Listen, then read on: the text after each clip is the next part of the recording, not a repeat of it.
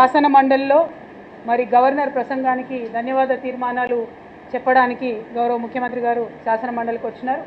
మరి వారు వచ్చినటువంటి సందర్భంలో మేము డిమాండ్ చేసినాం, మీరు కేసీఆర్ గారి పట్ల ప్రయోగించినటువంటి భాషను యావత్ తెలంగాణ సమాజం కూడా ఇవాళ వ్యతిరేకిస్తున్నది కాబట్టి మీరు క్షమాపణ చెప్పండి, ఆ తర్వాతనే మీరు మాట్లాడండి అని మేము డిమాండ్ చేయడం జరిగింది. కానీ మా ప్రతిపక్ష నాయకుడికి మసూనాచారి గారికి కూడా కనీసం మాట్లాడే అవకాశం కూడా ఇవ్వలేదు ప్రభుత్వం. ఈ యొక్క వివక్షను మేము గమనిస్తూ ఉన్నాం, తెలంగాణ ప్రజలు కూడా గమనిస్తూ ఉన్నారు.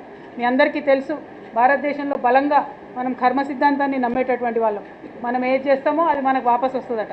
ఈరోజు అసెంబ్లీలో ముఖ్యమంత్రి గారు బాగా బాధపడుతున్నారు, నా కుటుంబాన్ని నా పిల్లల్ని అందరినీ కూడా తిట్టినారు. మరి గత 5-6 ఏళ్లుగా వారు చేసినటువంటి పనే ఇవాళ మళ్ళీ వారి మీదకి తిరిగి రిటర్న్ వచ్చింది. అది ఎవరు చేయిస్తున్నది కాదు, ఎవరు చేయగోరింది కాదు. ఏదైతే సంస్కృతి మీరు మొదలు పెడతారో తిరిగి అదే మన దగ్గరికి వస్తుందనే విషయం ఇవాళ ముఖ్యమంత్రి గారి విషయంలో రుజువైంది. కాకపోతే మేము బీఆర్ఎస్ పార్టీగా చాలా హుందాగా రాజకీయంగా ప్రజల సమస్యలను మాట్లాడదలుచుకున్నాం కాబట్టి గౌరవ ముఖ్యమంత్రి గారు అనుచితమైనటువంటి వ్యాఖ్యలను వెనక్కి తీసుకోండి, తర్వాత చర్చ చేద్దామని చెప్పాం. దానికి వారు ఒప్పుకోలేదు. ఇంకా దారుణం, ఇవాళ అసెంబ్లీ సమావేశాలను చూస్తూ ఉంటే ఒక 2 ఆడబిడ్డల్ని అరెస్ట్ చేస్తున్నారు. సరే, వాళ్ళు తప్పు చేసి ఉండొచ్చు, వాళ్ళు జర్నలిస్టిక్ విలువలు పాటించకపోవచ్చు. కానీ పదే పదే ముఖ్యమంత్రి గారు ఎవరైనా సరే నేను బట్టలు కూడా తీసి వాళ్ళను బజార్లో ఊరేగిస్తాను అనేటటువంటి మాటలు మాట్లాడిన ఈ రోజు నిజంగా కూడా ఒక బ్లాక్ డే తెలంగాణ చరిత్రలో అని చెప్పి మనము అనక తప్పదు. ఎందుకంటే అసెంబ్లీ సాక్షిగా మీరు ఒక పక్క 33% మహిళా బిల్లు వస్తుంది, మహిళలు రాజకీయాల్లోకి రావాలని చెప్తారు, ఇంకో పక్క 1 కోటి మంది మహిళలను కోటీశ్వరులు చేస్తామని చెప్తారు, ఇంకొక పక్క అయ్యో నా బిడ్డను భార్యను నా కుటుంబ సభ్యుల్ని అందరు కూడా మాటలు అన్నారని చెప్తారు. అనుకుంటూనే మీరు ప్రయోగిస్తున్నటువంటి మాట నిజంగా చాలా మీ హుందాతనానికి సరిపోయేది కాదు. యథా రాజా తదా ప్రజ అని అంటారు.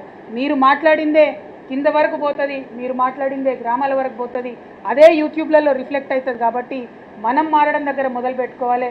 ఎస్, మీకు బాధ అయి ఉండొచ్చు, కానీ అది మీరు మొదలుపెట్టిందే కాబట్టి అదే రిటర్న్ వచ్చిందని చెప్పి మేము భావిస్తూ ఉన్నాం. ఆనాడు మీరు కేసీఆర్ గారిని కావచ్చు, మా ఇంట్లో చంటి పిల్లల్ని కూడా కావచ్చు, ఎవరిని వదిలిపెట్టకుండా మాట్లాడినటువంటి మాటలు తెలంగాణ సమాజం మర్చిపోలేదు. కాబట్టి ఆ మాటలను, ఈ మాట పట్టింపులను 2 కుటుంబాల మధ్య వ్యవహారంగా చేయకుండా ప్రజా సమస్యల మీద మీరు దృష్టి పెట్టండి. ప్రజానాయకుడైనటువంటి కేసీఆర్ గారి మీద మీరు మాట్లాడినటువంటి మాటల్ని వెనక్కి తీసుకోండి, మీ హుందాతనాన్ని పెంచుకోండి, ప్రజా సమస్యల మీద మాట్లాడని చెప్పి ముఖ్యమంత్రి గారిని మేము డిమాండ్ చేస్తూ ఉన్నాం. మేము ఇవాళ వాకౌట్ చేసేసి రావడం జరిగింది. ఎందుకంటే మంత్రులు కూడా చాలా విచిత్రమైన వైఖరితోని మీరు ఉంటే ఉండండి, సభలో వెళ్ళిపోతే వెళ్ళిపోండి అని చాలా దురుసుగా దురహంకారంతో మాట్లాడుతూ ఉన్నారు. ఇటువంటి అహంకారపూరితమైనటువంటి వైఖరికి ప్రజలు తప్పక బుద్ధి చెప్తారని చెప్పి మంత్రులకు, ముఖ్యమంత్రి గారికి కూడా మేము తెలియజేస్తూ ఉన్నాము. Thank you. జై తెలంగాణ.